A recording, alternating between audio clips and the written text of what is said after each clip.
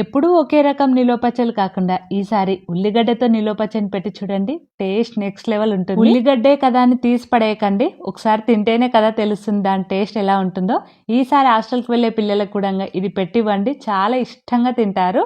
ఒక bachelor comment చేశారు, ఏదైనా చట్నీలు ఉంటే చూపించండి అని. మీకు ఇది బాగా సూట్ అవుతుంది. దీనికోసం ఆవాలు మెంతులను ఫ్రై చేసుకొని ఒక ప్లేట్లోకి తీసుకోండి. అందులోకే కొద్దిగా నూనె, ఉల్లిగడ్డ ముక్కలు, కొద్దిగా చింతపండుని కూడా వేసుకొని లైట్గా ఫ్రై చేసుకోవాలి.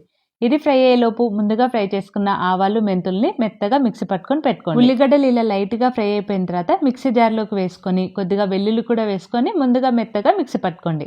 అందులోకే కారం, ఉప్పు వేసుకొని మరొకసారి మిక్సీ పట్టుకొని పక్కకు పెట్టుకోండి. పోపు కోసం కొద్దిగా నూనె, ఆవాలు, జీలకర్ర, వెల్లుల్లి, కరివేపాకు వేసుకొని ఫ్రై అయిన తర్వాత చట్నీ, మిక్సీ పట్టుకున్న పొడి, కొద్దిగా పసుపు కూడా వేసుకొని ఆయిల్ ఇలా సపరేట్ అయ్యేంత వరకు ఫ్రై చేసుకున్నారు. ఆనియన్ చట్నీ రెడీ అయిపోయింది. వీడియో నచ్చితే లైక్ చేసి కామెంట్ చేయండి.